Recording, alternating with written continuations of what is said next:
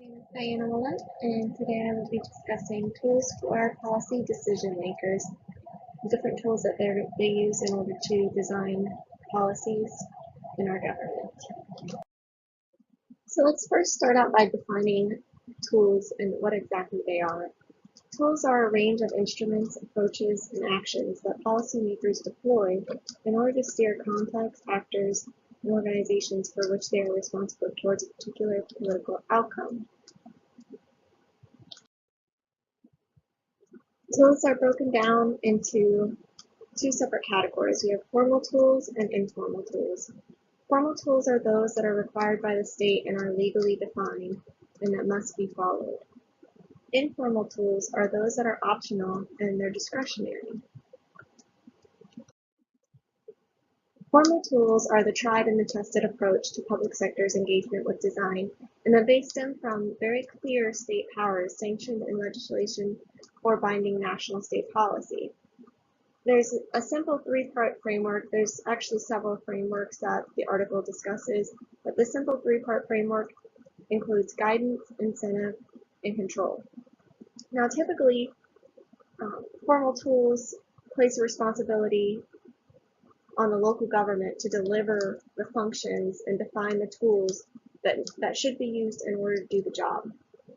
Now, in talking about the simple framework, guidance helps us design the policy and what the policy needs to be.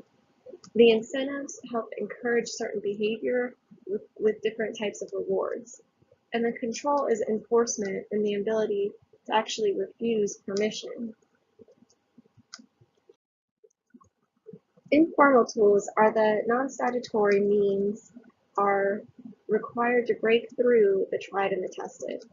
But all too often, the formal tools are an unsatisfactory way of doing things.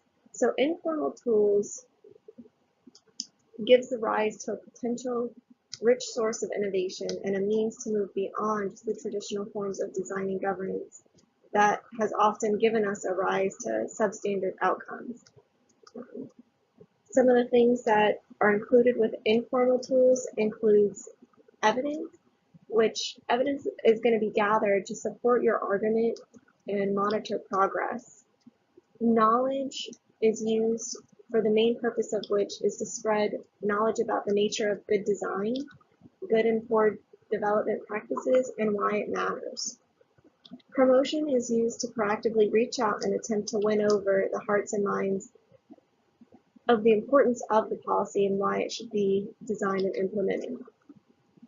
Evaluation is a tool in which it's used to make judgments about the design and measure the quality of the design of the policy. So both formal and informal tools have their place in policy design, and they both should be used by decision makers that are attempting to make a policy. More so, they should really focus on informal tools as where the area that they need to work on the most in order to make sure that all the actors and the public stand behind that policy, know why it's implemented, and know that it's beneficial for whatever the reason. Thank you so much.